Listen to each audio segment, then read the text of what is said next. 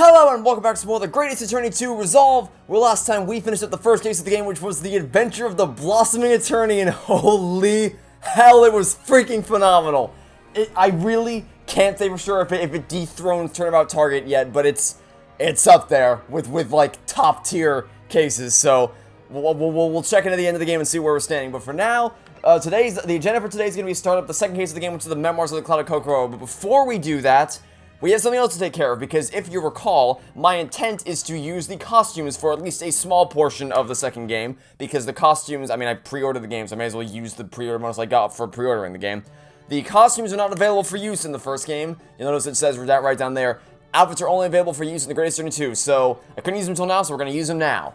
Let's see what costumes we have to work with here, and we didn't want to use them in the first case because obviously we wouldn't have gotten to see Susato in her sweet, freaking phenomenal lawyer outfit, so thank you for that warning again. Let's see what outfits we got. For Ryunosuke we have... Okay. Not ideal. It looks kind of like a butchered Airlock Sholmes knockoff thing, which I guess makes sense because it's still made under that same umbrella. Susato. Okay. That looks pretty nice. And Airlock Sholmes has...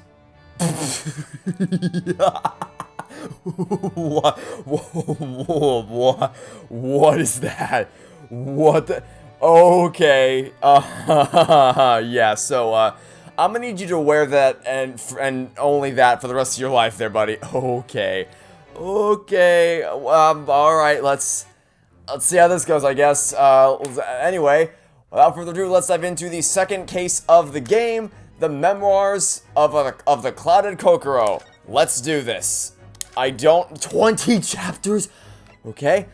Let's do this. I don't know what to expect. I don't know if we're gonna be playing if we're gonna be playing through the abandoned case, like the lost episode, as it were, in sort of like a turnabout beginning style thing, or if it's a ghastly tale of a winter's night.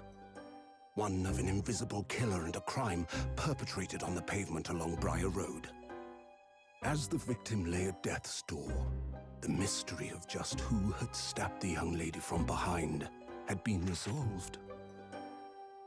But no sooner had my friend saved that Eastern Exchange student from his harrowing plight than in the dim, flickering shadows of gaslight did a second bizarre crime rend the stillness of that very night.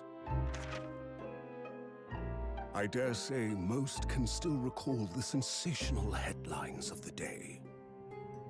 Haunted apartment of death, the condemned criminal's curse, the dread demon of coal gas. Yet, though the great detective had at once discerned the truth upon his arrival at the scene, it only proved to be the overture that announced the rising of the curtain on a most tragic play.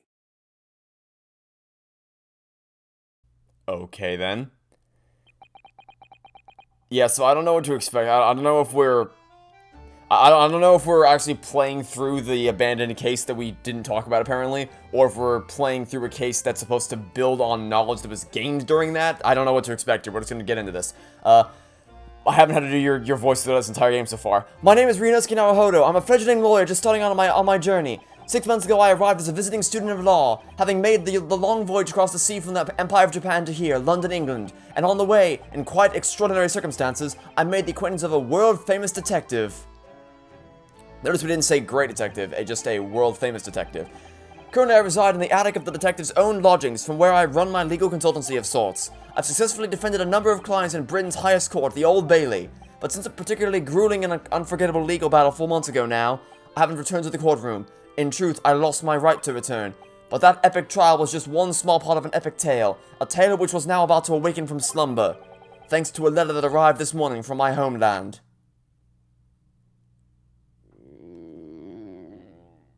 That's either the cat about to kill me, or I didn't eat breakfast this morning. What a delicious smell wafting up the stairs. It must be nearly time for breakfast. I better go down to Mr. Sholmes' suite, and say good morning to the great detective and his flatmate. Okay. I was gonna check around the upstairs area first, because there's a thing that people told me to examine, but I guess we'll do that later. August 30th, 7:28 a.m., Sholmes' suite. Hey there, Iris. Ah, Runo, good. I was just about to call up to you. The bacon's ready. Good morning, Iris. It smells delicious as usual. Before we eat, though, I have some... Oh, dear... You look so stupid. Shush! Not another word, Mr. Naruhodo. This could be just the abstruse thing for my pre-breakfast stagnation, repelling mental stimulation, my dear fellow. Morning to you too, Mr. Sholmes. Ah, yes. I see,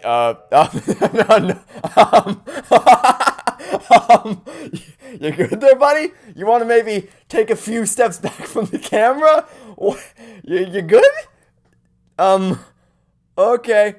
We did a 5 from Virtue's Last Reward, I see. The truth is as clear to me as day. My faculties of observation have revealed it again.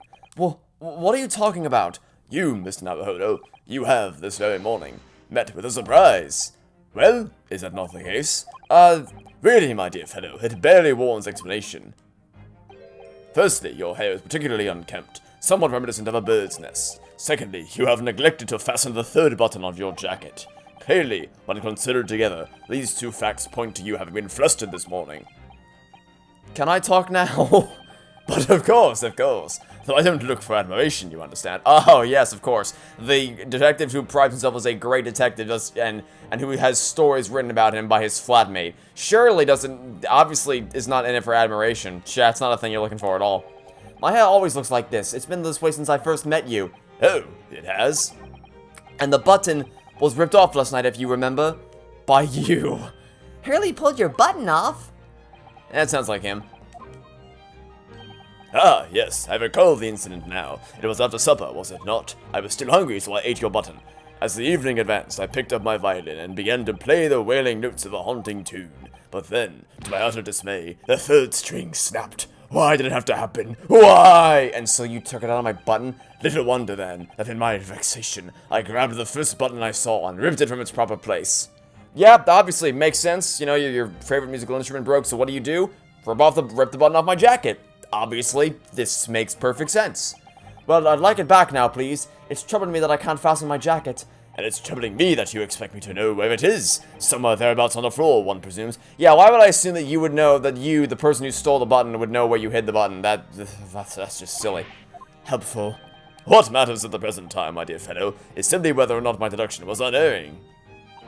But Hurley, Rita said it when he came in, didn't he? I had a surprise this morning.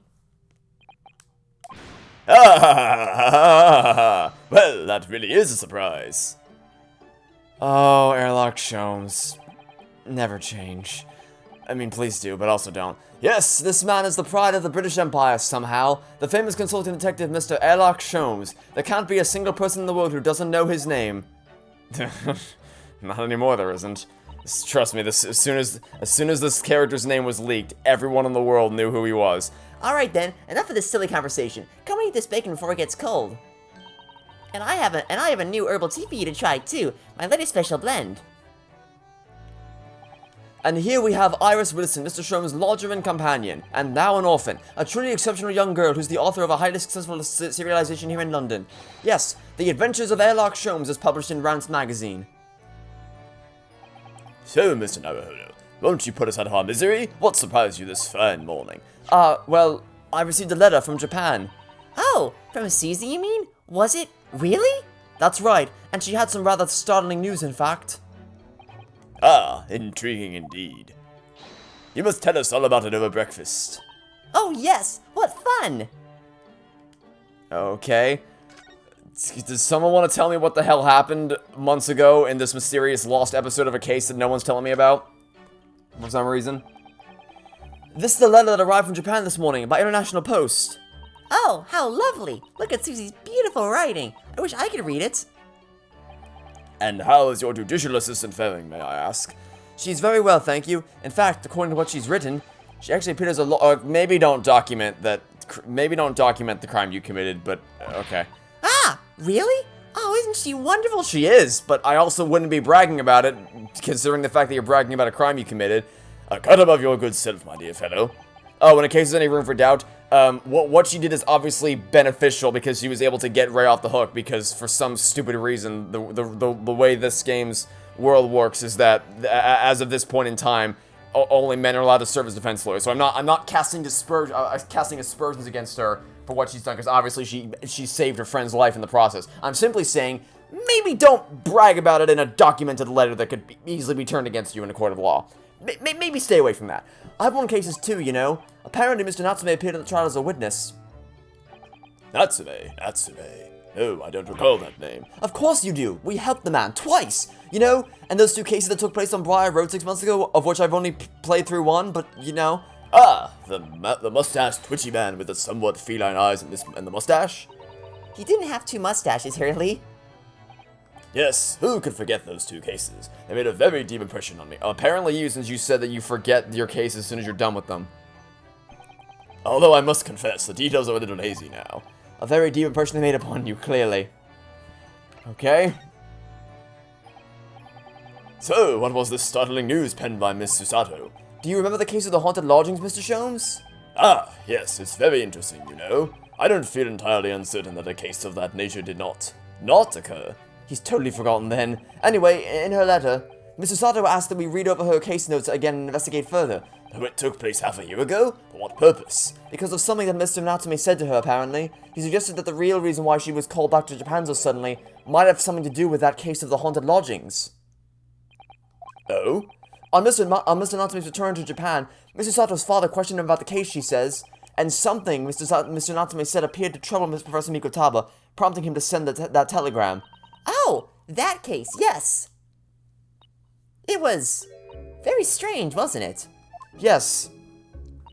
And I had compiled the whole story into a nice, neat manuscript ready for publication too. But then Hurley was so is that what that was?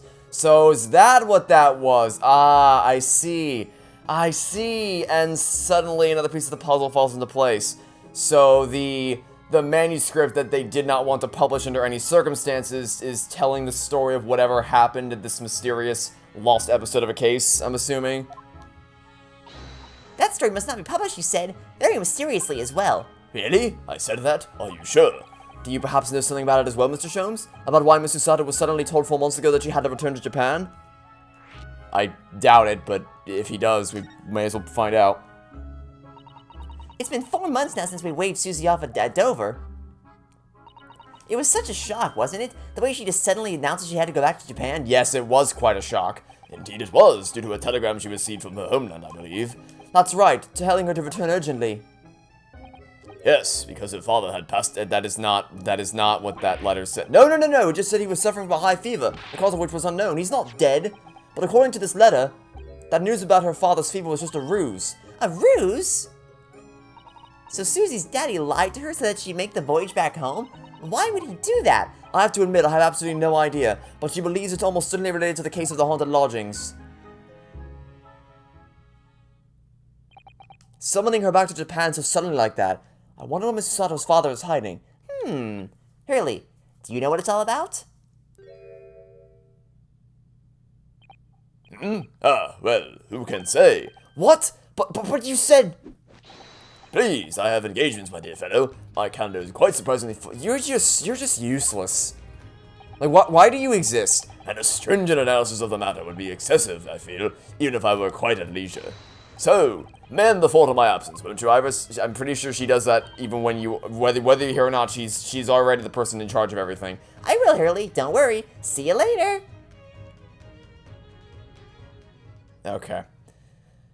So that's the mystery. I guess we'll go to the checklist, because in case you missed the first episode, I made a checklist of all the things that still need to be resolved in this game. So we can check off what's so important about the House of Bakersville story, check that off the list, and how does Susato know about that story. I guess we can check that one off the list as well, because we now know, we now know why it was called that, because I'm guessing the House of Bakersville, that's the case in question, is something about a haunted lodgings or whatever, so I don't know, there's so many questions we have to answer. We just gotta get into it. He scuttled off rather quickly there. I think perhaps Professor Mikotaba is the only person hiding something here. So Seki-san was involved in 2 cases, but only one of them was forbidden from being published by, of all people, Mr. Sholmes. Aha! I found them at last. Iris, are they... The notes about the case? That's right. Susie and I compiled them together. I mean, it still doesn't really help us knowing that case was about the haunted lodgings or whatever. That doesn't really help us because we still don't know what the hell the haunted lodgings were. So it's just we just moved. We just shifted from we shifted our misunderstanding to somewhere else. It was like 1 step forward, 2 steps back kind of thing. Do you want to read them, Bruno? I imagine it might be helpful. Absolutely, thank you, Iris. I have no idea what secrets could still be hiding in the shadows of this case, but perhaps if I read over the notes again, something might come to light. That's the spirit. Okay, so what might be reading them again for you was reading them the first time for me. And so, Iris and I decided to read over the case notes again together. Everything from what happened to our investigation and that fierce battle in court that followed. Reliving every detail. I just need to find a clue, and I have all the time in the world, because of course, I'm no longer allowed to practice law in the courts of Great Britain. I'm assuming that has to do with the fact that you pulled the trapdoor, like the cat door stunt. Although that would be Susato's fault, not yours, I imagine. I mean, I guess, unless we're doing the Apollo Justice thing where, oh, he presented it even though he didn't forge it, so he's the one who got disbarred. Oh my god, that game. Okay. I'm assuming it's something like that. So we'll see what happens there.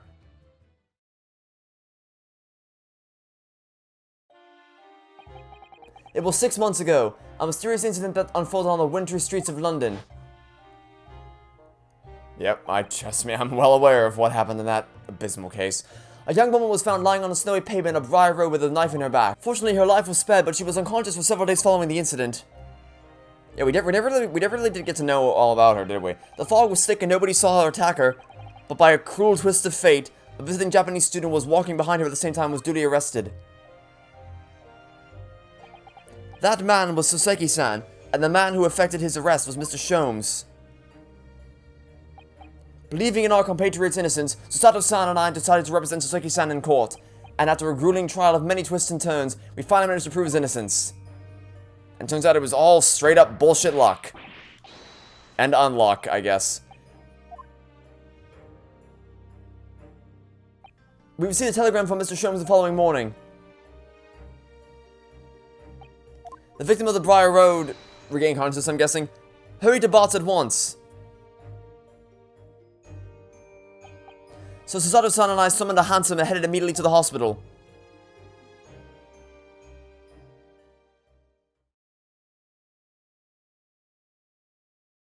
Okay. February 21st, 5:30 a.m., St. Bartholomew's Hospital Recovery Wards. So we are playing through the case that we're playing through the last episode. That's very interesting way. That's interesting. That is a very interesting way that they've chosen to. Also, there's a mouse in the room, and it's very disturbing. Very interesting way they've chosen to pace this in the sense that we are playing through something that happened a long time ago, or not a long time ago, but back in February, around the events of the first game and the second. When we're playing through it in the second game as a flashback, it's really interesting how they're going about doing this. I'm very intrigued to see how this goes. February 21st, 5:30 a.m. It does not look like 5:30 a.m. outside that window. It does not look like... It would be way darker out if it was 5:30 a.m. St. Bartholomew's Hospital Recovery Ward. There you are at last. Good morning, Mr. Sholmes. I think not. Oh! You're late. What on earth took you so long? Your telegram only arrived at 5 o'clock, Mr. Sholmes, and it's a 20-minute ride to the hospital. That's right, and it's 5:30 now. I think we made very good time. The time is utterly irrelevant. The fact is, I have been waiting for what has felt like an eternity. Yeah, why account the travel time when trying to chastise someone for being late to something? Why take that into account? In point of fact, I myself was awoken at 4 this morning by a telegram boy, and feeling it was somewhat unjust that I alone had been aroused at such an hour, I sent one to you. I suffered, so now you're gonna suffer too. Yay! Sholmes, my favorite. Well, thanks for that. Anyway, you're here now, so the victim is over there. She's only just regained consciousness. I thought the camera was gonna focus on the mouse for a second there. You should introduce yourselves, and I shall observe from here.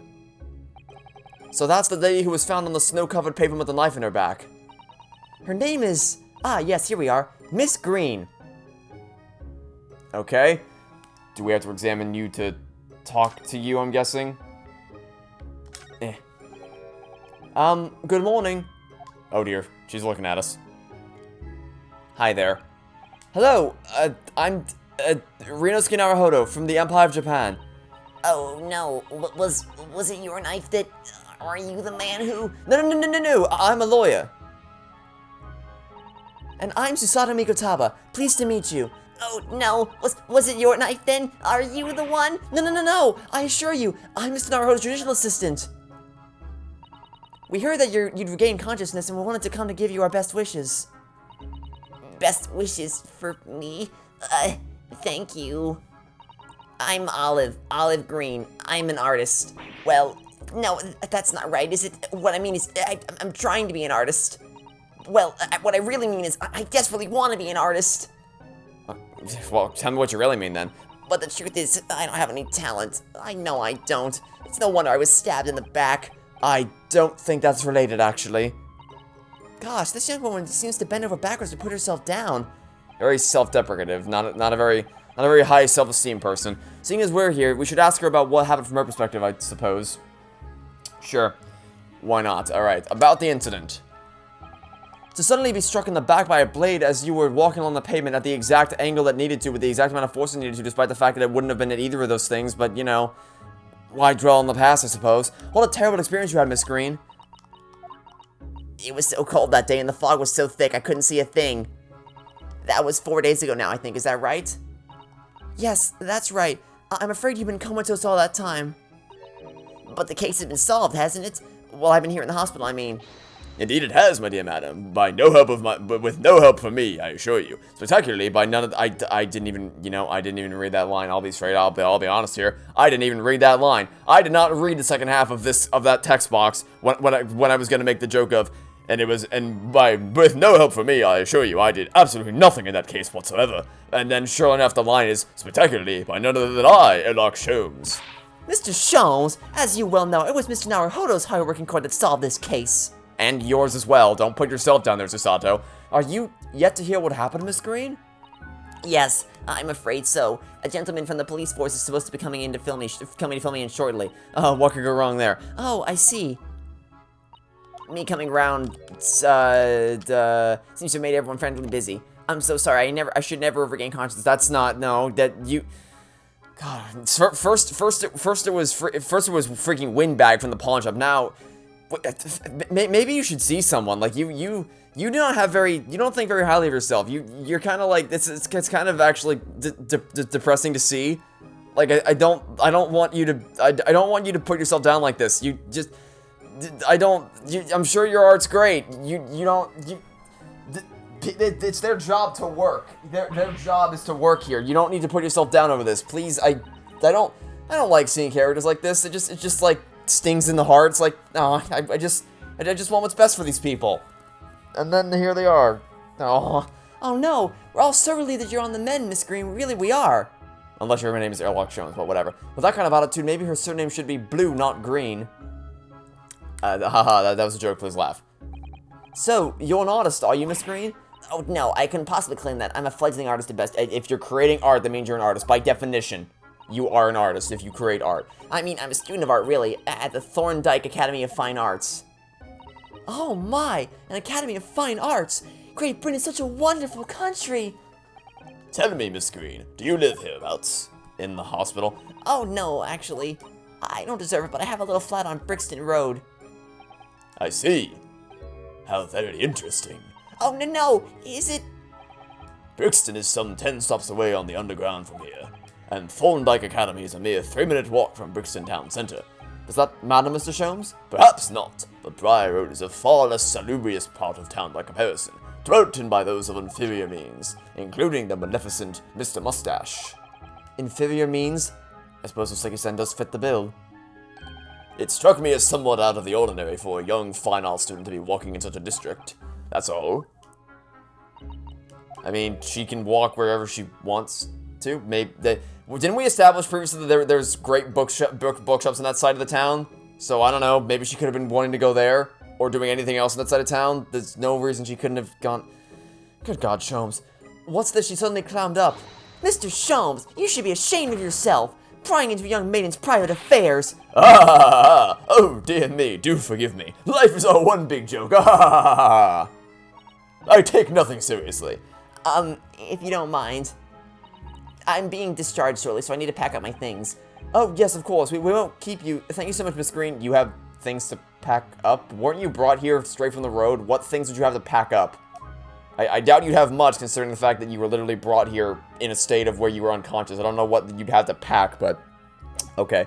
So, is this... I saw this earlier. Is this a piece of artwork you've created? Because if so, I'd like to look at it. Look, there's a photograph in this frame here. That is not... That is definitely not a painting. That is a picture. Oh, yes, it's a picture of a young gentleman. He looks to be about the same age as Miss Green, I would say. Perhaps the young woman's special someone, do you think? Why? Actually, that's interesting.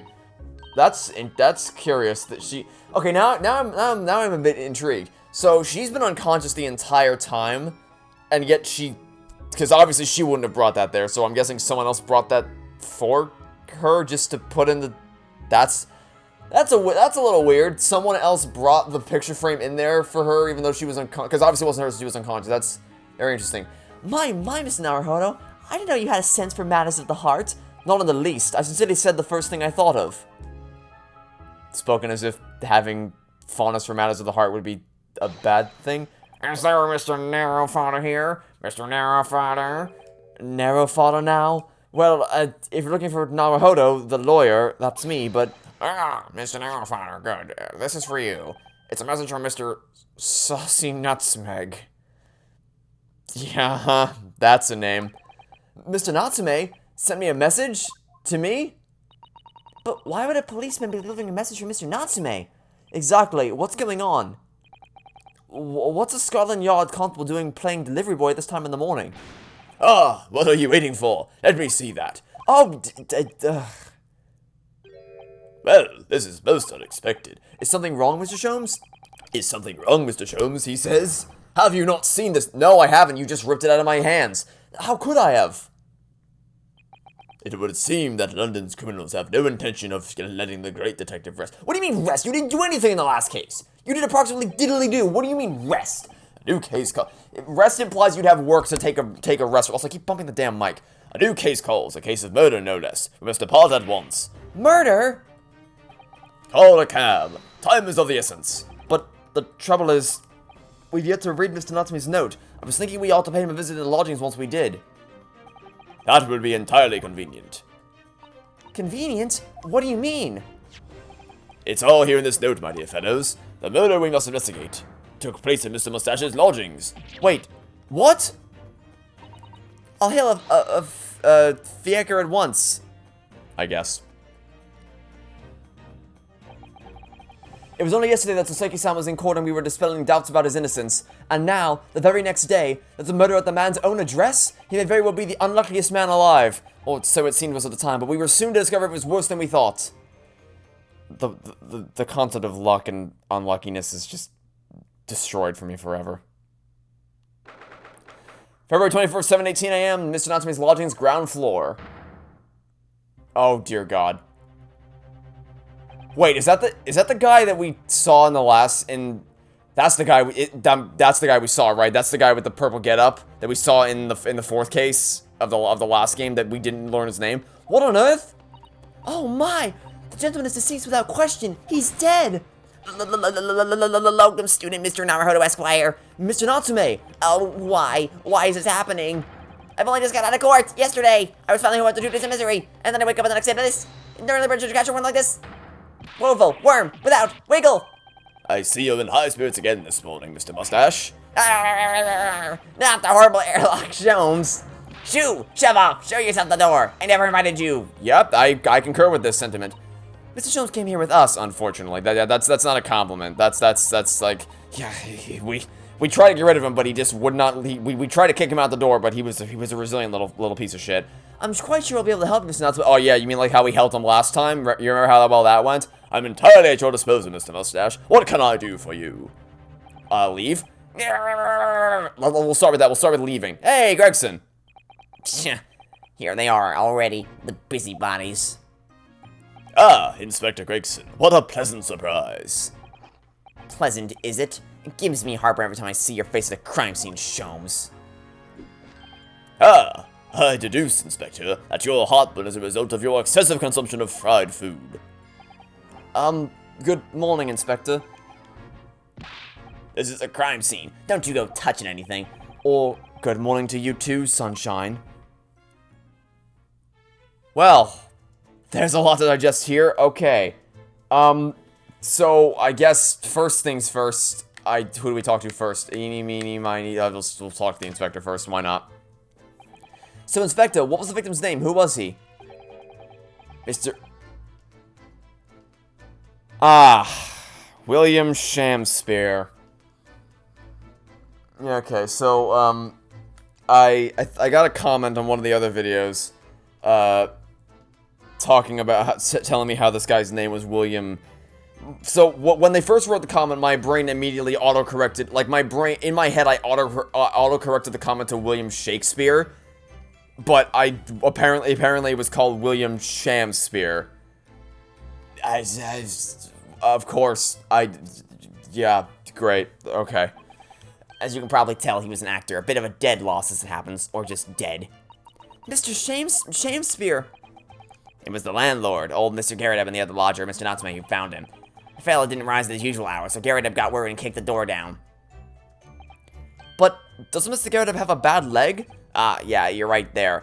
It was that jittery Japanese hunchback over there who actually did the kicking. Really? So Seki-san, the victim was pretty hard up, it seems, even done some time inside for petty crimes. He had no money, no place to go, and no friends. His only acquaintances were the people in this house. Miserable life and a miserable end to it. So, what exactly is Mr. Natsume still doing here? He's not involved in the investigation, so shouldn't you have sent him away from the crime scene? Well, I'm not saying it's because the fellow looks odd or anything, or that he acts suspicious, but I thought it would be prudent to take a statement from the cohabiter. You nearly said culprit there, didn't you? Oh dear. Mr. Natsume appears to be under suspicion again. Certainly seems that way. He does just come across as such an odd fellow, doesn't he? Poor man. How unfortunate. Well, I mean, we're all a bit weird, but being weird doesn't mean you're inherently suspicious of crimes. Anyway, I can't say much till the coroner gets here. But I don't think the fellow's been a goner that long. Body's still warm. Even if the inspector would allow it, I don't think I could bring myself to touch a dead body. Okay, well, there's one down, so next up. Hello, friend. What the hell happened this time? What a terrible thing to have happened. It's only been 3 days since I was arrested for the incident on the pavement outside. And then having finally regained my freedom, it starts happening all over again. Endless existence of excruciating experiences. Yeah, welcome to the life of Maya Fey. So the victim lived here on the ground floor and your room is just one story up, is it? Yes, that's right. In a way, we were neighbors, I suppose. So did you know the victim? Were you friends? That seems like a pretty simple yes or no answer, yet you're suddenly shaking like crazy. What's the matter with Saseki-san now? It was an innocent enough question, wasn't it? Why does he seem so shaken by it? Literally shaken by it. Well, I suppose he wasn't a complete stranger. Okay, you can answer the question of were you friends or not without coming off as suspicious, I promise you. But did he ever invite me to his room? Never! On my honor, I swear it! What an extreme reaction. You're probably wishing you never asked now, aren't you, Mr. Naruhodo? When we found him here, I felt wretched, which is why I sent word asking you to come. Do that, Inspector, over there! Okay, then, and do I even want to know what Airlock Shrooms is up to this time? What the hell is... Are you posing? He's posing, isn't he? Mr. Sholmes, what are you doing? Oh, you need only observe to know it, my dear fellow. Investigating naturally. That's not, no, you're not. You're posing. There's nothing natural about that pose. Don't lie to me. You're posing. Mr. Sholmes, have you made some miraculous discovery? Patience, my dear madam, patience. We've not been here in this room 5 minutes. So far, all I've managed to deduce is that I am an excellent actor, is what actually happened. Oh, joy. Oh, joy. I can't wait to hear all about it. My goodness! But isn't that everything we need to know, Mr. Sholmes? Now that you propose the idea, I believe one could indeed see it that way. Yeah, oh, this man. I swear. At the present time, I have managed to draw 2 incontrovertible conclusions. Yes, because every other time you said that, you've been just nothing but correct. The first, that there was a physical struggle here last night in which the victim fought for his life. Why are we so zoomed in? Mr. Natsume, what's wrong? No, don't mind me. Forget it was here. That's a little hard to do. You make it very hard to forget you're anywhere. And my second conclusion is that there was a poison lingering in the air here last night that passed the victim's lips. Nonsense! Why are we still so zoomed in? Alright, Mr. Natsume, why are you reacting so extremely to Mr. Sholmes' deductions? No, please, pretend I'm not here. You make that really hard. Invisible, ineffable, inscrutable, insignificant. Impossible to ignore. You must tell us everything, Mr. Sholmes. Spare no detail. What? Give him more? What? Give me more attention? Oh, surely you jest. I couldn't. But of course. Let the theatrical tragedy before us be unraveled by my great deductions, presented for your pleasure in 2 acts. We've heard some truly astounding great deductions from Mr. Sholmes in the past, he said with the utmost of sarcasm. No doubt this will be no exception. What miracles will unfold before our eyes this time? So, my dear fellows, for your delight and wonder, let the curtain rise for Elarch Sholmes' Logic and Reasoning Spectacular, Act 1. Oh, good lord. That transition looks a lot less subtle now that I've changed the costume. Oh, but I guess we will actually get to see Ryunosuke's costume, because ordinarily when you put a costume on the main character, you have to wait till the trial to see it. But now, with the thanks to the dance of deduction, we can see it. We can see it this episode. Careful observation of the victim reveals to us the events that transpired in this disconsolate room last night. Foam at the mouth of the deceased clearly indicates the use of poison. Next to the victim, we notice a large dining plate which contains, you will observe, 1/2 of a sizable bar of soap. Soap? You think he ate the soap? What? Oh, okay. Hey, big brain Sholmes. How about we use our brains to think a little bit and look at the thing that's literally right next to the bar of soap, the teacup on the table. I don't know, maybe if we use our thinky brains here and take a step at a time, we can think a little bit and realize maybe it makes more sense for the poison to be in the teacup than in the bar of soap. You cheese sandwich, okay. Why is this soap set so purposefully upon the dish? Like the victim's last supper, in fact. Yes. Could it be that the man was about to eat it? Of course, the fork reveals the answer. Soseki-san is like, what the fuck are you talking about, dude? Have you lost your damn marbles? I said marbles. Marbles? It appears that the young man's appetite was his undoing. Taking up arms in the form of his cutlery, the victim engaged in a deadly battle for his life. Yet the struggle against his hunger was in vain, for in the end, he couldn't resist devouring the slippery feast. Are you actually insinuating that he ate the goddamn soap? But London's foul soap is besmirched by foul poison. Yeah, as would be the case if you ate any soap. Yes, the victim's life was claimed by poison that tainted the contents of the plate. The soap and the lather about the young man's mouth are too perfectly matched to ignore. The cause of death was clearly intoxication due to excessive ingestion of foul soap. Though personally, I have a greater interest in the taste of foul candle wax, of course. Ooh, you did not. Oh, wow, they did not. Oh no, they did not. Oh, wow, they did not think this through at all. Wow, look at that photo as it transitions into it. They did not think this through at all. They did not think that through at all. They don't account for the picture. The screenshot image of the topic and the photo of the crime scene is a static shot that does not change. So they didn't, if you put a costume on it, it doesn't account for it. That's jarring. That's really jarring. Wow, okay. Alright, so there's one insane thing that's just wrong. So let's see what the next insane thing you're gonna bring up is. The cause of death identified, we proceed to Act 2, where we ponder the next question. Was this suicide or murder? The audience will recall that death occurred during the victim's last supper. Did the man dine and die alone? The single teacup suggests the answer. Is there, I mean, we only see one here, but is there another one on the table? To draw a conclusion on such meager evidence would be foolish, however, certainly. The careful criminal could have absconded with his own cup to cover his tracks. Well, allow me to lift the veil of doubt, my dear fellow. Indeed, what reveals the answer, of course, is the broken lock. Though forced open now, at the time of the incident, this door was locked. And the sole key was in the victim's pocket. Because so we can only see one on the table. In other words, when the victim consumed the poison, he must have been alone. Alone with his inferior soap, from whence wafted an inferior scent. And with that acrid aroma lingering in the air, the victim met his end in tragic solitude. We can take comfort only in the fact that his soul was well cleansed on its way to the hereafter. That is really jarring to look at. That is really jarring to see. Okay. Anyway. So, the first one is just blatantly wrong. The second one, we need to do a little bit more investigative work before we can definitively call it wrong, but it's probably wrong too. Thus concludes the final act of Sherlock Holmes' great deduction. You know, when you call them all great deductions, and you're always wrong, it kind of starts to lose its meaning. Oh, I forgot you were here. There's just... well, it's just more than just one thing, Mr. Sholmes. You are disposed to identifying just one thing, aren't you, Mr. Naruhodo? Pray, what concerns you? Where do I begin? Well, no matter how hungry he was, do you really think the man would have eaten soap? It is quite apparent that this man had barely a penny to his name. You can still afford more than soap! Come on! It is a curious thing, but to one so destitute, soap can suddenly appear quite irresistible. No, it would not. How extraordinary! Oh my god.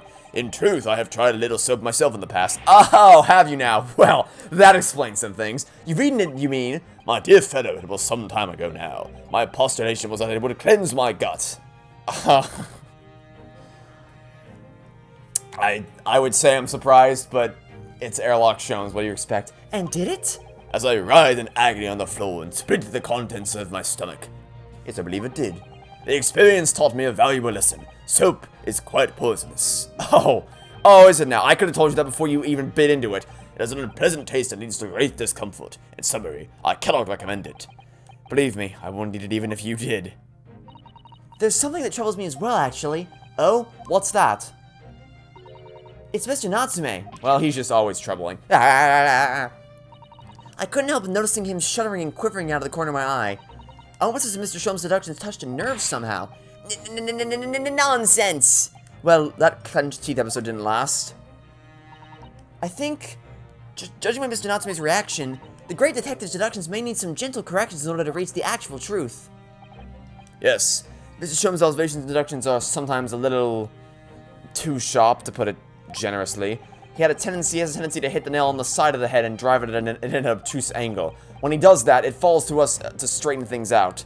By which we mean he's always wrong, but if we edit the absolute hell out of his sentences, then we can make them correct. So I'll never understand this.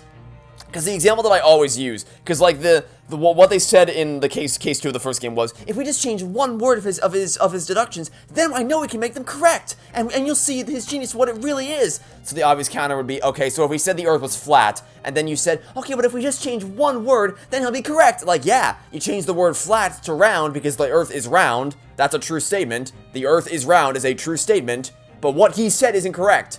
Changing one word changes the entirety of his statement, so I don't understand this logic. Alright then, let's see what we can do. Yes, we must pick out the keywords of Mr. Sholmes' quite brilliant deductions. Yeah, his brilliant deduction of the man ate soap because he was hungry. Truly ingenious. And discreetly exchange them for something that makes a little more sense. Brilliant deductions that don't make sense. Logic 101, ladies and gentlemen. If we can do that, I'm sure we'll arrive at what Mr. Sholmes meant to say in the first place. In that case, are you ready for the second performance of the day? Once again, my dear fellows, for your continued delight and wonder, let the curtain rise for Sherlock Holmes' Logic and Reasoning Spectacular, Act 1. Oh, good lord. Course correction. Hold it, Mr. Sholmes. Alright, here we go. The dance of deduction. Back at it again. With the incredibly jarring transitional shots. Alright, you know the drill. Hold B to speed up until the game stops being dead in its tracks, and then I get to point out how wrong you are. I just love how we just look straight at the camera like, are you f***ing with me right now? Like, surely. Sure, are you kidding me? Well, you can't deny that a fork implies the man was eating something, or about to eat something. Yes, that's true. If I were to decide to eat some soap, I should prefer to use a fork than to attempt it with chopsticks, and of course, only half of the ball of soap is left on the plate. But might there not be some other explanation? Something material that proves whether or not the man really ate some soap? Well, I mean, if we can find the other half of the soap somewhere, then that would... Oh, wait, is that it?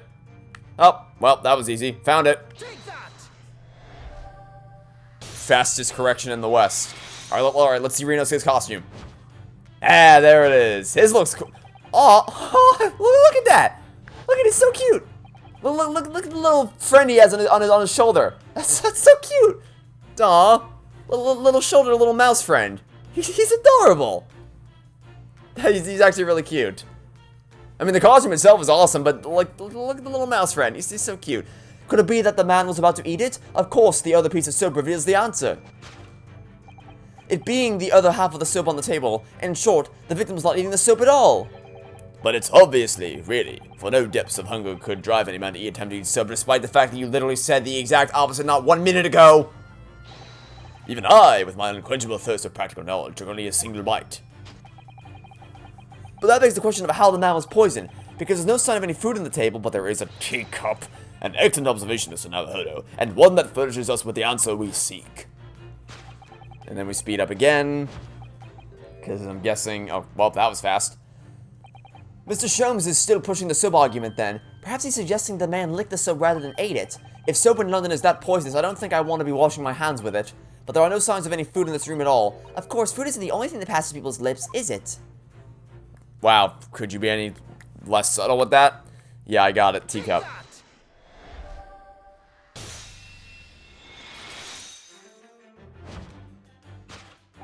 Yes, the victim's life was claimed by poison that tainted the teacup. Indeed, cups have been the vessel of choice for practicing poisoners over the centuries. And it would appear that this victim drank every last drop. There's no sign of food anywhere in the room. Which leads us to the immutable conclusion. The cause of death was very clearly intoxication due to the ingestion of poison contained in the teacup. Which is nothing like what you said, but, you know, brilliant deductions! And all that. Alright, round 2. Fight. And then by fight, I mean hold the button until the game stops me and then I can correct his bungled deductions. Okay. Single teacups, there's gotta be another one somewhere. Ah, the Western vessel for infused hot drinks again. It's already featured heavily in our deductions so far. Yes, we can imagine that shortly before his death, Mr. Shamspeare was having a drink of tea. There would be nothing remarkable about that, but what troubles me is Mr. Natsume's reaction when he heard Mr. Sholmes suggest it. There's more to this deduction than it seems. We must closely examine the scene of the crime again for some more clues. Alright, is there another teacup somewhere? Oh, aha! How did you miss this? How could you have possibly missed this? Man, Sholmes just sucks. Did the man dine and die alone? The other teacup suggests the answer. Yes, there were 2 teacups in this room all along. In other words, this is a strong indication that at the victim's last supper, there was a guest present. At the very least, we can say now with certainty that somebody else was here in this room last night, taking tea with the victim. What are you talking about? Utterly, unbelievably, unjustly, unreasonable. To draw a conclusion on such big evidence would be foolish. Okay, yeah, we'll speed up ahead. Indeed, reveals the answer to the broken lock. It is not the broken lock, but it's something else in this direction, I'm guessing. I'm not sure I like where this deduction is going now. I'm afraid it's too late to go back to the halcyon days of eating too much soap. But the identity of the guest who was in here last night when the victim passed away is something I have a very bad feeling about. Yeah, I get it. You can try to ignore your feelings, but we cannot ignore the truth, Mr. Naruhodo. I suppose not. Time to look around again. Let me guess. Is it going to be the books over here that... Yeah, it's the books that we recognize because he had the... Yep, okay. You observe that there was a pile of books here. Yet clearly, no one man could hope to read through here. That's not what you point out here, buddy. What are you... I must warn you, Mr. Naruhodo, that a speaking the phases such as yet clearly and in other words will not fool anyone. But I always... They're more fool... What? What? But he had the books! He had the books! Wait. Oh, is this one of those stupid things where I have to examine it before I can present it? That is real. I swear. If there's one thing that I really hate about this game, is the fact that you have to examine every goddamn thing before you can present it. Even if you know what you're gonna find, you have to examine everything. Literally everything. Yeah, it's the one. Yep, I told you there were the books. No one believed me, but yep, there they were. There they. Getting very annoyed. Getting very annoyed.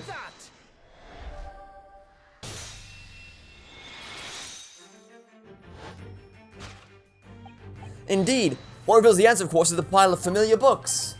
Quite so. It's no mere coincidence that these 3 titles are here in this room. It's the link to the truth. Mr. Natsume, you purchased these books 4 days ago at a second-hand bookshop. That's just coincidence. In that case, you will be able to bring the same 3 titles from your own room, will you? Ow, Jesus fucking Christ! Oh my god! Ow, ow. Dear God Almighty, can you not? That'd be great, thanks. Ow. Ow. Ow. And again, just for good measure. Ow. Oh my god. Okay. Sorry about that, everybody. Jesus. In case you're wondering what that sound was, that would be the smoke detector having a seizure. So, let's not have that happen again. Oh my god. And it's like, right, okay, well, that was pain. Hopefully that wasn't that painful for your guys' ears, because that was painful as hell for mine. This very moment. No, never, non-negotiable. If you can't bring your own copies here, it proves that those 3 books are in fact yours. Having purchased the books 4 days ago and returned to your lodgings, you were arrested the very next day. So you could conceivably have brought the books here on that evening, but you never mentioned that. In other words, you could only have brought these 3 books here to the victim's room.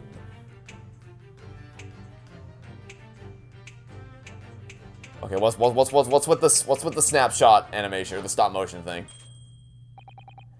Last night, having returned to your lodgings after the trial concluded at the Old Bailey.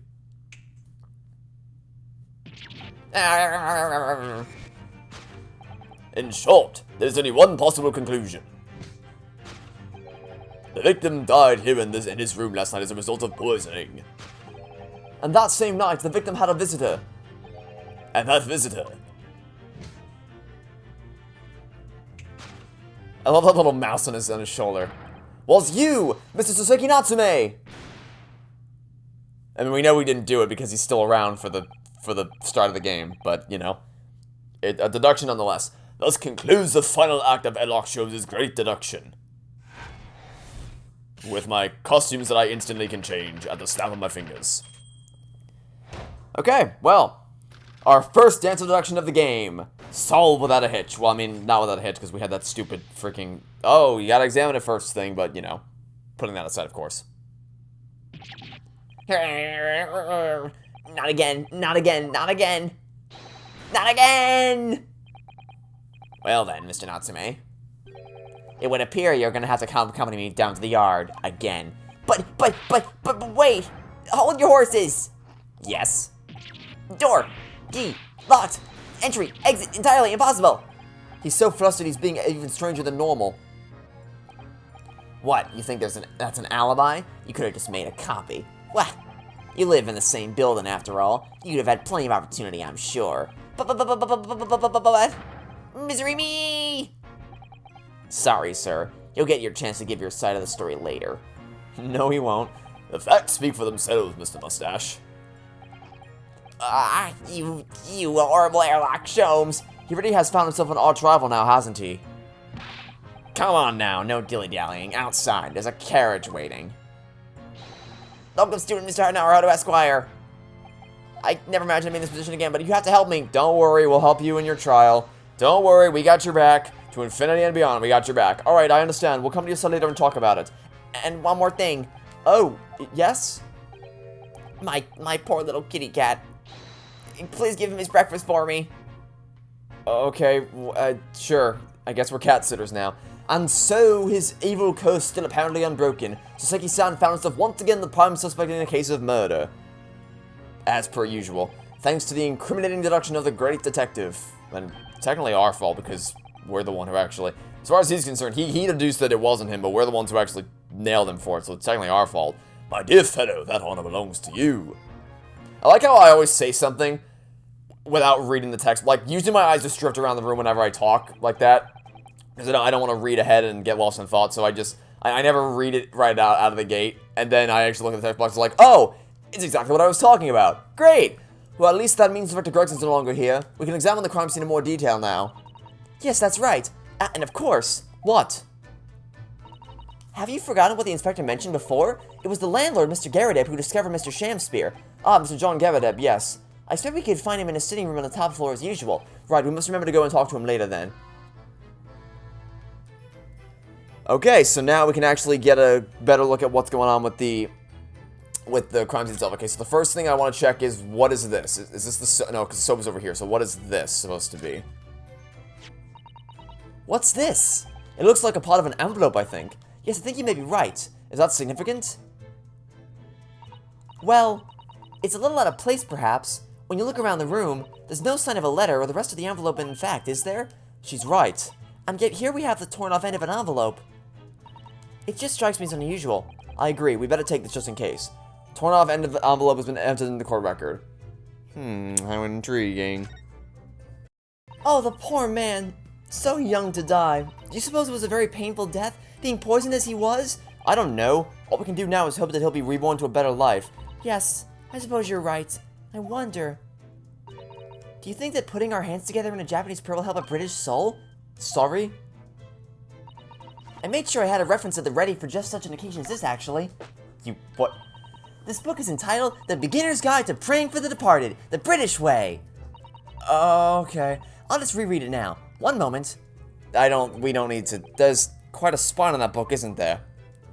Yeah, we don't need to concern ourselves with that. We can just move on to the other glaring thing, which is the, locked thing back here. And here we have another disproportionately large machine. This looks like a meter of some kind. Ah, it's a gas meter, I think. It seems that in this district, residents pay for gas as they use it with coins. I see. Yes, now that you point it out, I can see that there's a slot just here that looks like it would take a coin. So you mean if you put a coin in here... That's right. That would buy you about 2 hours of gas for lights and heating. So if you were a poor person with no money, you'd have to sleep in the freezing cold? Yes. Or if you were a scatterbrain with no change because you'd rather exchange your money at the bank. Thank goodness there's no meter in our office. Who? Oh, you. Inspector Gregson, back so soon? After I threw that little Japanese fella in the clink, I went and reported this to the investigation division. In 5 minutes' time, this place will be corridoring off by the yard. Oh, I see. Well, good luck, good job we investigated literally everything we have to in just in the nick of time, then. Poor Mr. Natsume must be feeling very low being back in the cell again so soon. I'm sure we should, what? Turn around, please! Sasato? Ah! Oh, don't make a big dramatic thing. Ay. Oh, great. Now we get to listen to Shakespeare dialogue. My favorite. Because I definitely didn't have enough of learning about these terrible stories. I definitely didn't get enough of this BS nonsense dialogue in high school. Definitely. I definitely didn't get enough of Shakespeare to last a lifetime of my high school years. Yep, nope, you know what I was thinking to myself the other day? I was just thinking, yeah, you know what I really want? I want more Shakespeare in my life. Obviously. Out, brief candle, life's but a walking shadow, a poor player. Just making it as overdramatic as possible. That struts and frets his hour upon the stage, and then is heard no more. So he survived the poisoning? Or wasn't poisoned at all, maybe? Now, how soundeth the next part? It is a tale told by an idiot, full of sound and fury, signifying nothing. Indeed! Oh, happy day! And he's dead again. Oh my god. What the hell is going on now? Did he just say Walking Dead? He just said Walking Dead, didn't he? He just said Walking Dead. Okay, then. The fella isn't dead at all? What was that nonsense he was saying, though? I think... Yes, it was from William Shakespeare's Macbeth. Oh, trust me, I know. Oh, trust me. I'm very familiar with Macbeth. Macbeth, that was a fun sophomore year. I think... Did I read one every year? I'm not sure, because freshman year was Midsummer Night's Dream, sophomore year was Macbeth. Junior year, I don't actually think we read anything Shakespeare related, but senior year was Hamlet. and I hated all of them. A soliloquy from Act 5, Scene 5, Shakespeare. You know, I was pretty confident when I left high school that I would never have to cross paths with Shakespearean dialogue ever again. But of all things in the world that it could have possibly cropped back up again in, the bottom of the list in terms of things it could possibly appear in was Ace Attorney. Yet here we are in the future, and I'm wrong. So it was that the victim, Mr. William Shakespeare, came back to life. If the man had indeed been poisoned, it transpired that it hadn't killed him. He was taken by emergency carriage to a nearby hospital for treatment, and Inspector Gregson evicted us from the scene of the crime. Whatever that now was. Oh boy. February 21st, Briar Road. Whatever, by the way, this is very poor clothing to be wearing in February in Great Britain. I imagine she's probably turned into an icicle by now, given how cold it probably is outside. Whatever do you think will happen now? Good question. What a strange situation for Mr. Natsume, arrested for murder, but then the victim comes back to life. I think perhaps the victim was never dead in the first place. It seems very likely that Mr. Shakespeare did consume poisons we deduced. But was it an accident, attempted suicide, or attempted murder? Or was it all just a big act for dramatic effect? Until the truth can be established, I imagine the police will keep Mr. Natsume in custody. I suppose so. Let's hope it doesn't come into anything more than a night in the cells. Oh, what's this? What's that man doing over there? He looks like he's trying to see into Soseki-san's lodgings. Is something wrong, Mr. Naruhodo? Excuse me, can we have a word? Oh, dear God.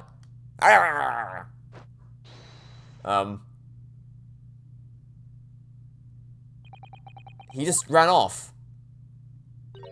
I feel sure that I've seen that man somewhere before. Yeah, I'm pretty sure he was the one of the two people that we saw in the fourth case of the first game. Where was it? I do too, but I don't remember. So I'm curious to see what the relationship between him and Shakespeare was. Why can't I examine this random part of the backdrop?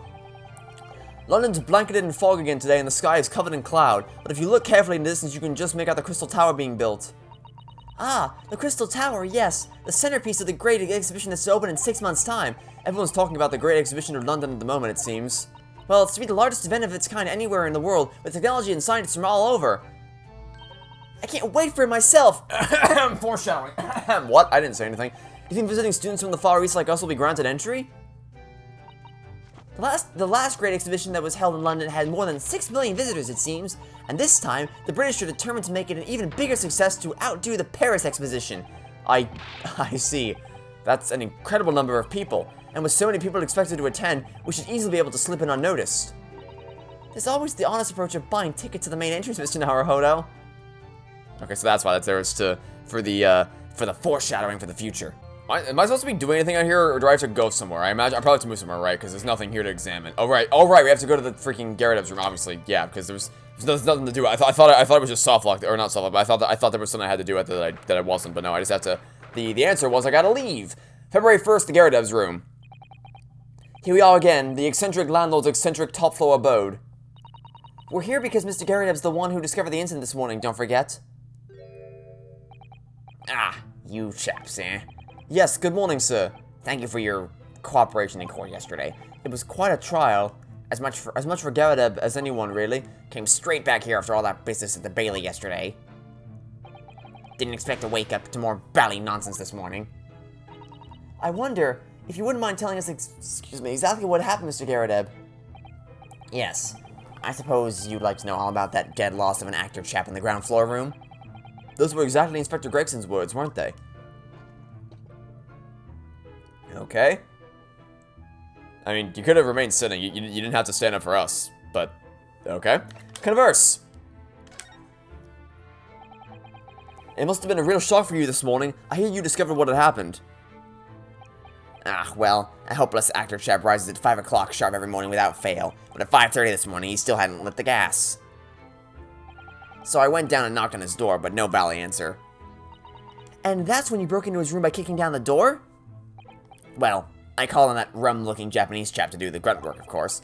Wasn't it a little premature to kick the door down? The man could have just overslept by half an hour. That's very true, Mr. Naruhodo. If 30 minutes oversleeping warrants such behavior, here comes the jab at Ryunosuke. I'd have to kick your door down every morning. Well, you know, better to be safe than sorry and all that. Is it just me, or is he avoiding our gaze now all of a sudden? Except that it was a sorry situation. Oh, jeez! Oh my god! What is going on? In case you're concerned, there's not a fire in my house. That's not the smoke detector going off. That's the smoke detector going haywire for some goddamn reason. I have no idea what the hell's happening. But it's really, really starting to get on my nerves. Because for some stupid reason, it's blaring louder than any noise I've ever... Okay, well, that's gonna be fun to deal with when I'm done with this recording session. Hopefully it can behave itself for long enough for me to get through this recording session and I can figure out what the hell's going on with it. Anyway, moving on. Mr. Shamsphere. The victim's name is Mr. Shamsphere, I believe. Is that right? Yes, William Shamsphere. And how would you describe him? In a word, destitute. Destitute? Well, let's face it, the only redeeming feature of that room is the cheap rent. Anyone wanting to live in a place like that is either broke or has a bally screw loose. So hard to choose which category Suzuki-san would fall into. Mr. Naruhodo, that's a little rude. He was doing research as well. Research? Into what? Shakespeare, of course. Shakespeare! Read a few plays of the old bard myself, you know. Romeo and Hamlet and all that. Yeah, yep, you nailed it. Yes! William Shakespeare is England's most highly regarded classical playwright and author, and I have no idea why. He's known as Sao in Japanese, as you know. I'm sure I butchered that pronunciation, and many of his works have already been translated. It seems incredible that Shakespeare was shortened to Sao, though. Someone was too heavy-handed there. There were a lot of costumes in the victim's room, actually, weren't there? Of course, Mr. Natsume is a scholar of English literature as well. I imagine he and Mr. Shakespeare would have had much in common. Shakespeare interpretation disagreement leads to shocking murder. Let's hope it's not that. Mr. Naruhodo, really? How rude! I mean, can you blame him? Yesterday's events. After Mr. Natsume's trial yesterday, you came straight back here, I believe, didn't you? Did you notice anything strange between then and this morning? Well now, must have been about 6 in the evening by the time I got home. Snow was coming down rather heavily as I remember, and it was completely dark already. That failed actor chap was out at the time. Mr. Garrett, I've noticed there was no light from his room or something, I suppose. Couldn't summon the energy for anything much, so I just sat in front of the fire up here. It was after 8 before Shamsphere got back. And that chap was up until past 1 in the morning, I'll have you know. Suppose he met his end sometime after that. I was asleep by then, so I'm rather in the dark there. Well, thank you, that was very illuminating. Is everything alright, Mr. Sato? Well, I was just thinking it's a little strange, that's all. Mr. Garrett, you were up here in your room all evening, if I understood correctly. Not a big fan of stairs, not with this blasted leg. Then, how is it that you seem to know? The precise movements of your tenant on the ground floor, I mean. That's a very good point. I can't imagine that you could hear noises from the ground floor all the way up here. Does this old man like to spy on his tenants? Is that it? I say, I know what you're thinking, and it's a bally outrage. I'm ex-military, don't you know? I don't go around spying on my tenants. Why would I? You could have any reason. Then how did you know, Mr. Garrett? It's the gas, woman. The gas tells me everything. The gas? Speaking gas? That's a way to phrase it. What on earth do you mean, sir? How can the gas tell you anything, let alone everything? Well, as you're probably aware, the gas is supplied to the building by pipes. Yes, I'd more or less worked that out. Every room in the building is connected by a single pipe to the gas main outside, and the gas company supplies gas to properties via the main. Yes, I understand that too. Let me see if I can explain. Let's say I was to light the gas lamps up here. What do you suppose would happen? Well, obviously the room would get brighter. Exactly, but at the same time, the lights in all the other rooms of the house would dim for a moment. What? They dim? Why? Perhaps it's because when you light a gas lamp, it briefly uses more gas than usual, and that reduces the amount of gas in the pipe for the other lamps that are connected to it. That might explain why the other lamps dim momentarily, mightn't it? Yes, of course, because everything's connected to a single supply pipe. Is that supposed to happen, though? It sounds rather undesirable. Jolly good point. Fact is, the gas company's pipes in these parts are pretty hopeless, long worn out, and barely got any gas in them to start with. Opposite's also true, of course. Extinguish the lamps up here and they glow brighter in the rest of the house. Ah, right, I see. So by watching the flickering of the lamps in one room, you can determine what's happening elsewhere. You've got it. Oh, of course, because when people come back home in the evening and before they go to sleep at night, what they're guaranteed to do is either light or put out their lamps and fires. Clever. In point of fact, the room on the ground floor and the one above it use slightly different amounts of gas. By watching the lights in here closely, I can work out almost exactly what's going on in the whole house. Gosh, that's fascinating, Mr. Garrett. Absolutely fascinating. Oh well, nothing to it really. And I can't really see that it's going to help us with the case either. Oh, you say that, but every time you say that you're wrong, so you just wait. What I'd like to know is why Mr. Garrett is so interested in what his tenants are up to in the first place. I feel like there's more to it than idle curiosity. Well, we've done as much investigating here as we can, I think. Perhaps we ought to go to the prison and speak with Mr. Natsume again. A good idea. Alright, well, that was a lovely chat with you, but for now, no, don't converse. We need to move ourselves to the prison. And check out what's going on with Mr. Soseki Natsume. February 21st, local prison, cell 9. Hello, Mr. Naruhodo. Mr. Natsume, have the police finished questioning you now? I imagine so if he's here by himself.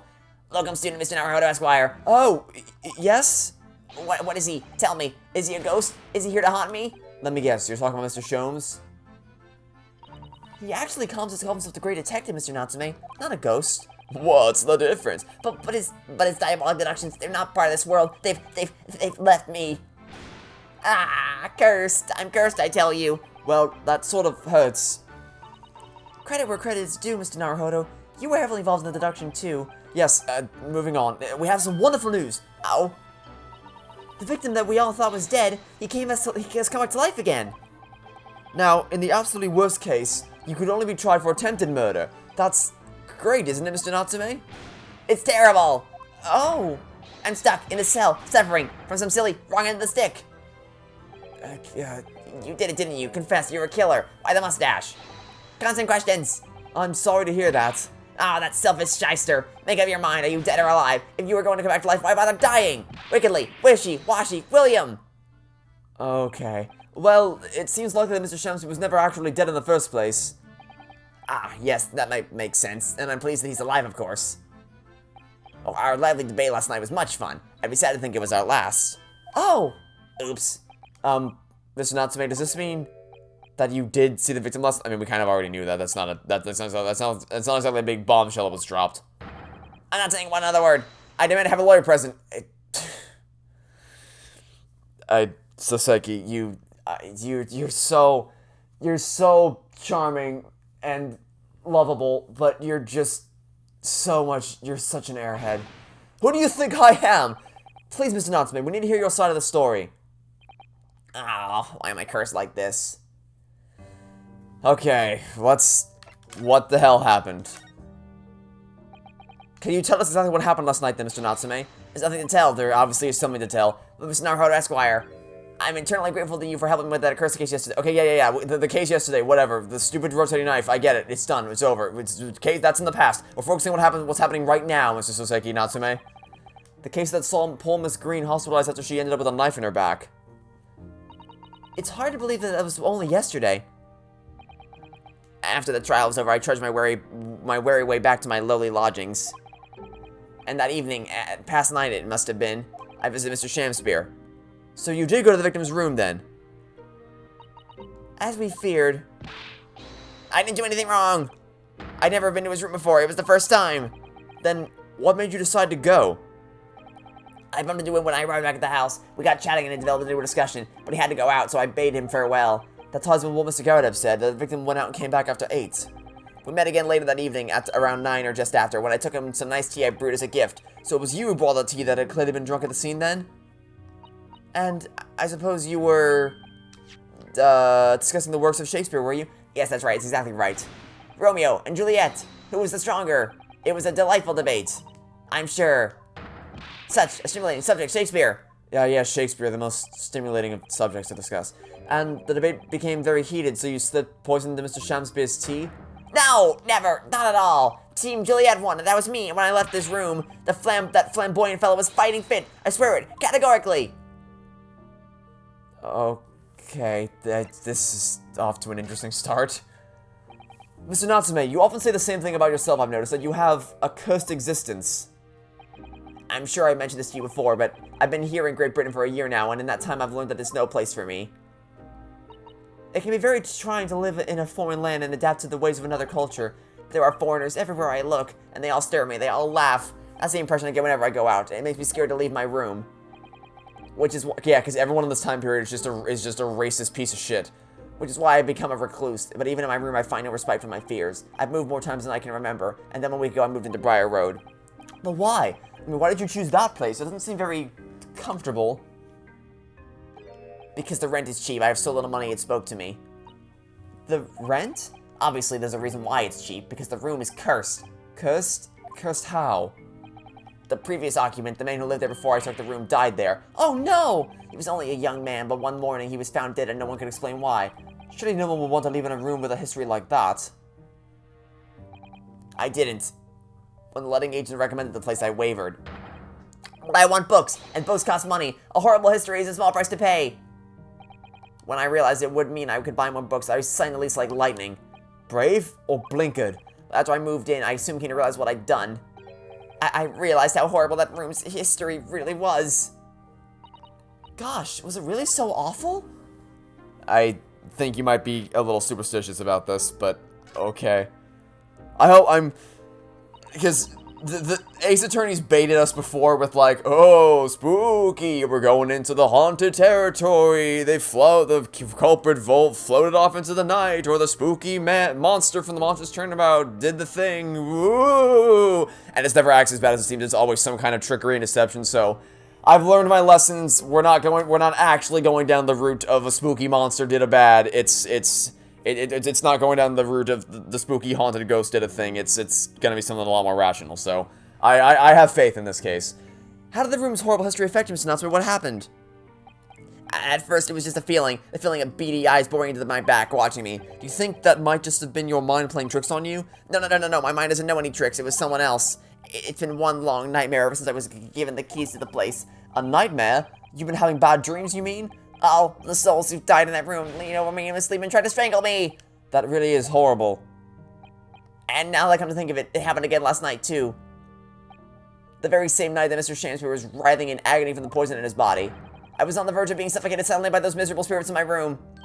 Your sibling must move out of that room as soon as possible. Yes, you're right, I know it, and that's why. I'm already searching for the next room with a history to call home. I think perhaps you should try to avoid accommodation with any kind of history at all. Can we just invite, I mean, I know he goes home after this, but can we just invite him to stay with us? We have a spare room. But otherwise, I'm scared that you yourself may become history. Sada-san knows how to make the man listen. Okay, then. Of course. My Lord of the Manor is worried about the curse on my room as well. You mean Mr. Garadeb? Yes, he knows that if people keep dying there, he'll never be able to rent it out again. Well, that's true. I, for one, wouldn't go near the place. Ah, perhaps. That may explain why the landlord pays so much attention to the gas lamps in his tenants' movements. You mean because he's worried about their well-being? He does seem to have an unusually keen interest in the amount of gas in the pipes. There must be a reason why he keeps such close tabs on the occupants of his let rooms.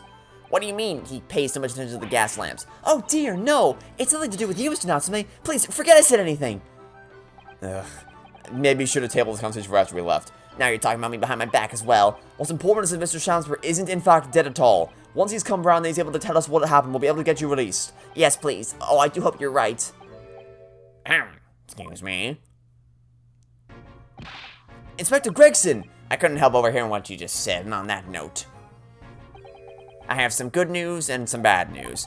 Which do you want first? So we're doing the good news, bad news thing again? Always, every time. The bad news comes first. When hope is all you have, hold on to it. That's my guiding principle. Right, well, in that case, the good news is... sorry, so you're just a right proper prick, then. Huh? Sorry, but it's just a lot easier to explain everything that way. Then why did you even ask?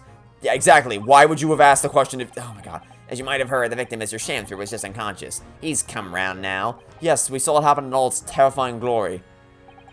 He's still being treated by the doctors, but we've managed to get a written statement from him already.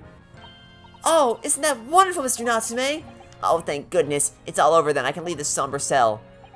Sorry, no, it's not on the cards. What? Why ever not, Inspector? Mr. Shamsbury has implicated someone as being responsible for what happened last night. Implicated someone? Oh, dear! You don't mean... I'm sorry to say I do, yes. He's pointed the finger at you, Mr. Natsume. Arr! By sweet poison did he seek this to end my life.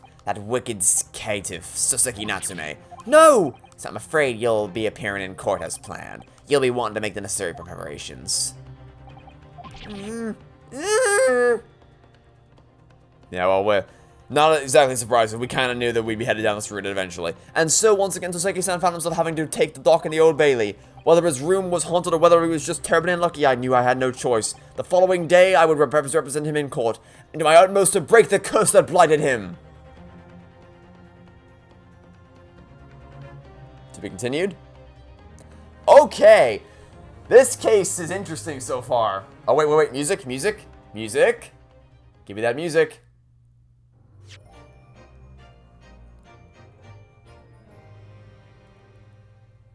Okay, I am intrigued. It's... Obviously, there's the overwhelming aura. This is going to be the case where it's like, ooh, spooky, the monstrous turnabout, the monster roamed the halls, or ooh, spooky, the Maximilian Galactica floated into the sky, ooh, and they're going to try to trick you into thinking that it was actually some kind of supernatural thing, when in reality, we know that it's going to be something rational. And actually, those are the ones that interest me the most. It's always interesting when the characters believe that it's something superficial, and you know it can't be, at least you hope it can't be, so there has to be some kind of a rational explanation. That's always interesting to find out. Unless you do a turnabout Big Top, and you just throw logic out the window, but usually they do a pretty good job with this, so I'm interested to see where this goes. So, that'll be it for now. Thanks for watching. Stay tuned for next time. We hope to catch you all tomorrow when we're going to go to trial for the next episode of the Great Ace Attorney 2 Resolve, and hopefully by that point I'll figure out what the hell is going on with my smoke detectors. Goodbye!